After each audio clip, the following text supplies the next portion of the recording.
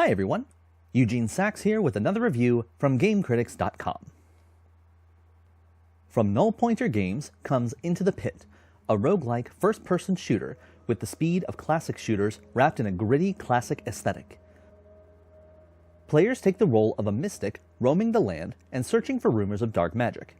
After getting a letter, players head into a small town rumored to have evil lurking beneath it. When they arrive, the townkeeper begs them to help save the town from the evil below.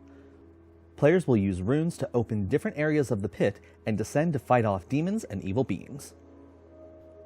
At the start of each run, players will get a passive power-up and 2 weapons, one for each hand. Each level will have 4 rooms players must complete to unlock the next level.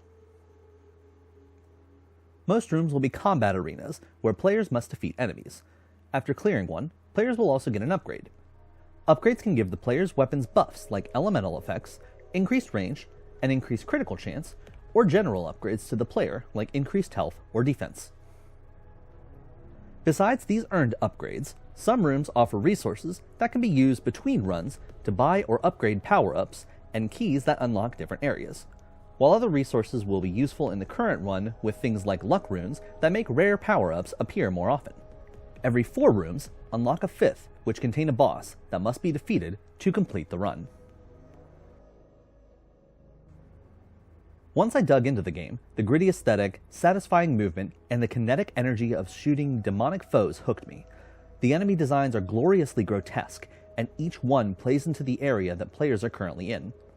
Spiders and poison mushroom demons for the plagued forest, rabid rats and bulky pirates for the corrupted docks, and tree creatures and specters from the petrified forest.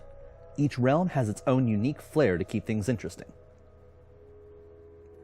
Sadly, despite a strong start, Into the Pit didn't keep me hooked. While there is a lot of style on display, there's not a ton of content. Players will see almost all of the combat arenas in 2 or 3 runs.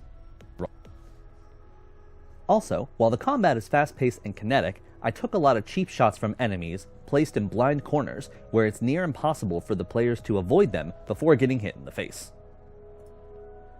The abilities and extra powers that players can buy between runs are fine, but the ones players get right from the start are superior. There's not much motivation to experiment with the other ones.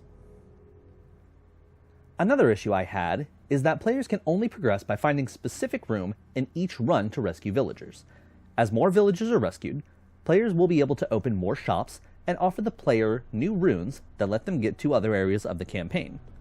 This means players will see a lot of the same rooms over and over again, in varying combinations, for a good portion of the game as they try to find the necessary villagers needed to move on.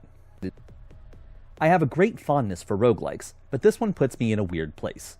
Mechanically, Into the Pit is a welcome throwback to classic FPS games, with the added twist of randomized elements to keep things interesting.